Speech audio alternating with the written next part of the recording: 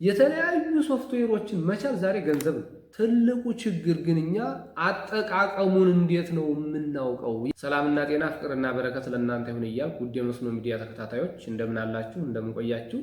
በባለፈው ዝግጅታችን በሚዲያ የተጠቀመ ወይስ የተጠቃ በሚል ርዕስ አንስተን ተነጋግረን ነበረ። በዚያ ርዕሰ ጉዳይ ስር ሐሳባችሁን አስተያየታችሁን ስለሰጣችሁን እንዲሁም ደግሞ ላይክ፣ ሰብስክራይብ፣ ሼር እያደረጋችሁ ስላበረታታችሁኝ ከልብ አመሰግናለሁ። በዚያው ዝግጅት ላይ አንድ የተሰጠኝ አስተያየት ነበረ። አትጌቾ የገብርኤል በሚል መጠሪያ ስም የተላከልኝ ነው። እንደዚህ ይላል: በርታ ወንድሜ፣ በጣም አሪፍ ነው፣ ግን የኛ ችግር የግንዛቤ ጥረት አይደለም። እንዴት እንጠቀመው? ጥሩ የሆነ ልምድን እንዴት እናሳድግ? እንዴት ራሳችንን ዲሲፕሊን እናድርግ የሚል ጥያቄ ጠይቆኛል። እንግዲህ ስለ ጥያቄውም ስለ አስተያየቱም ከልብ አመሰግናለሁ። ስለዚህ የዛሬው ቆይታችን የምናየው ሚዲያ ለምን እና እንዴት እንጠቀም የሚለውን ይሆናል። ለምን እንጠቀመው ካል መጀመሪያ ደረጃ መጠቀም ያለብን ለመማር፣ ለማወቅ፣ ራስን ለማሰልጠን፣ ራስን የልዩ ሙያ ባለቤት ለማድረግ፣ ራስን ለማሻሻል፣ ራስን ብቁ ሰው አድርጎ ለመገኘት እንጠቀመው። ስለዚህ የምናነበውን፣ የምንጽፈውን፣ የምንሰማውን ነገር ሁሉ እንዲጠቅመን አድርገን እንጠቀመው ማለት ነው።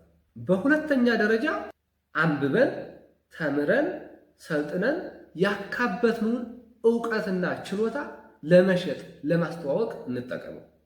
አሁን ባለንበት ጊዜ የማይሸጥ ነገር የለም። እያንዳንዱ ችሎታ ብር ነው። እያንዳንዱ ችሎታ ሀብት ነው። መሰንቆ ብንችል የሚሸጥ ነው። በገና፣ ክራር፣ በጣም ብዙ የመሳሪያ አይነቶች አሉ። እነዚያን መቻል ዛሬ ላይ ገንዘብ ነው። የተለያዩ ሶፍትዌሮችን መቻል ዛሬ ገንዘብ ነው። ገንዘብ የማያወጣ ነገር ዛሬ ላይ የለም። ስለዚህ ከኛ የሚጠበቀው ምንድን ነው?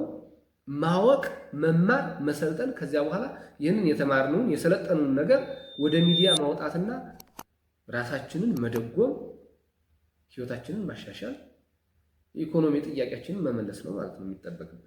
በሶስተኛ ደረጃ ሌሎችን ለማስተማር፣ ለማነጽ፣ ከክፉ ወደ በጎ ለመመለስ፣ ሰዎች ቅን እንዲያስቡ ለማድረግ፣ በመልካም ተግባር ላይ እንዲሰማሩ ለማድረግ መጠቀም እንችላለን። በአራተኛ ደረጃ ለመረጃ ልውውጥ እንጠቀም። ሚዲያ ካመጣው ጥቅም አንደኛው መረጃ መዘመን። አንድ የቴሌግራም ቻናል ክሬት ብናደርግ በአንድ ደቂቃ ውስጥ ሁላችንም አንድ አይነት ሀሳብ መስማት የምንችልበት ፕላትፎርም ነው። ስለዚህ ይህንን ፕላትፎርም ለእነዚህ ነገሮች እንጠቀም። ትልቁ ችግር ግን እኛ አጠቃቀሙን እንዴት ነው የምናውቀው የሚለው ግን በጣም ወሳኝ ጉዳይ ነው። አጠቃቀሙን እንዴት ነው የምናውቀው? በዚህ በሚዲያ ላይ ያሉትን ፕላትፎርሞች በሙሉ ጥቅም ላይ ለመዋል ከፈለግን ለእያንዳንዳቸው ነገር ቲቶር አለ። ስለዚህ እዚያ ውስጥ ገብተን ማየት መማር ነው የሚጠበቅብን የሚለውን ነገር ማየት ተገቢ ነው። እንደው እዚህ ላይ ግን እስኪ አንድ ጥያቄ ልጠይቅ። ብዙ ሰው የፌስቡክ ተጠቃሚ ነው። እስኪ ፌስቡክ ከጀመራችሁ ጀምሮ ምን ጥቅም አገኛችሁበት? ምን ተግባር ሰራችሁበት? እነዚህ ካስቀመጥናቸው አንጻር ለምን ተጠቀማችሁበት? እስኪ ሀሳብ አስተያየታችሁን ከስር ጻፉልኝ። ሚዲያን ለምን እንጠቀም የሚለውን እንደዚህ ካየን በዘላቂነት ሚዲያን ለመጠቀምና ጥቅም ላይ ለማዋል ምን አይነት ጋይድላይን፣ ምን አይነት ዲሲፕሊን ማዳበር ይጠበቅብናል የሚለውን ነገር አጠር አድርገን እንመልከት። ጊዜውን መዋጀት ያስፈልጋል። ሚዲያን መጠቀም አስፈላጊ ነው። በሚዲያ መናገር፣ በሚዲያ መጻፍ፣ በሚዲያ ማንበብ፣ ቅድም እንደተነጋገርነው ችሎታን ማሳየት፣ መሸጥ አስፈላጊ ነገር ነው። ስለዚህ ይህንን ስናደርግ ግን ምን ማድረግ አለብን ብለን ስናስብ፣ እንዴት እንጠቀም ብለን ስናስብ በዋናነት መውሰድ ያለብን ፖስት ከማድረጋችን፣ ላይክ ሼር ከማድረጋችን በፊት፣ ከመጻፋችን በፊት፣ የተናገርነውን በሚዲያ ከመልቀቃችን በፊት ምን ማድረግ ያስፈልጋል ብለን ስናስብ ቲንክ ቢፎር ኢት ነው። በቃ ማሰብ ነው የመጀመሪያው። እንግዲህ በዚህ በሚዲያ ጋይድላይን ውስጥ ቲንክ ትልቅ ቦታ አላት። ቲንክ የሚለውን ነገር እንይወስድ። ቢፎር ዩ ፖስት ላይክ ሼር ኤንድ ዱ ኢት ቲንክ ኢት ይላል። ቲንክ የምንለው የመጀመሪያው ቲ ኢዝ ኢት ትሩ፣ ያነበብኩት ነገር ወይም የምፖስተው ነገር ወደ ሌሎች የማጋራው ነገር ትክክለኛ ነው ወይ? ምንጩ ማን ነው? ከእውነተኛ ምንጭ የመጣ ነው ወይ ብሎ መመዘን ያስፈልጋል። በሁለተኛ የምናገኘው ፊደል ኤች ነው። ኢዝ ኢት ሄልፕፉል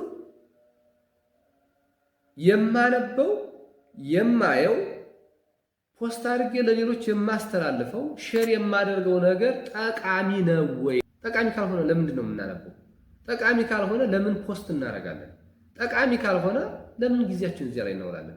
ሶስተኛው አይ ኢዝ ኢት ኢንስፓየር ለጥሩ ነገር የሚያነሳሳ የሚያነቃቃ የሚቀሰቅስ ነው ወይ ብሎ መጠየቅ ያስፈልጋል። አራተኛው ኤንም ኢዝ ኢት ነሰሰሪ አስፈላጊ ነው? አሁን በዚህ ወቅት ባለሁበት ሁኔታ ባለንበት ጊዜ ይሄ የማጋራው መረጃ አስፈላጊ ነው ወይስ አይደለም የሚለውን ነገር ማሰብ ነው። አምስተኛውና የመጨረሻው ኢዝ ኢት ካይንድ ነው። መልካም ነው? ይህ የማነበው ነገር ለእኔ መልካም ነው? ሼር የማደርገው ነገር ለጓደኞቼ፣ ለዘመዶቼ፣ ለሀገር፣ ለወገን መልካም ነው የሚለውን ነገር ማሰብ ነው። እንግዲህ ይህንን ካሰብን እውነትም የሚዲያ ጋይድላይን ገብቶናል ማለት ነው። ስናጠቃልለው መረጃዎችን ለሌሎች ከማጋራታችን በፊት ትክክለኛ ነው፣ ጠቃሚ ነው፣ የሚያነቃቃ ወይም የሚያነሳሳ ነው፣ አስፈላጊ ነው፣ መጨረሻ ላይ መልካም ነው። ይህንን ጥያቄ ከመለስን በኋላ ሼር እናድርገው፣ ላይክ እናድርገው፣ ፖስት እናድርገው። ይህ ካልሆነ ግን ያልሆነ መረጃ በለጠፍን ቁጥር የእኛን ፐርሰናሊቲ እያወረድን ወደ መሬት እየቀበርን መሆኑ ግልጽ ነው ማለት ነው። እንዳጠቃላይ የምናጋራው መረጃ፣ የምንጽፈው ነገር፣ ለሌሎች የምናስተላልፈው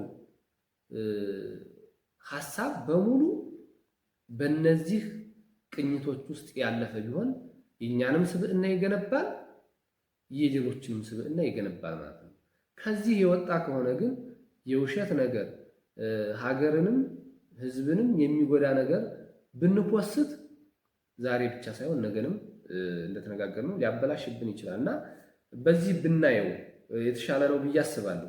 ሌላው እነዚህ ሁሉ ሊከናወኑ የሚችሉት በጊዜ ስለሆነ ጊዜያችንን በአግባብ እንጠቀም።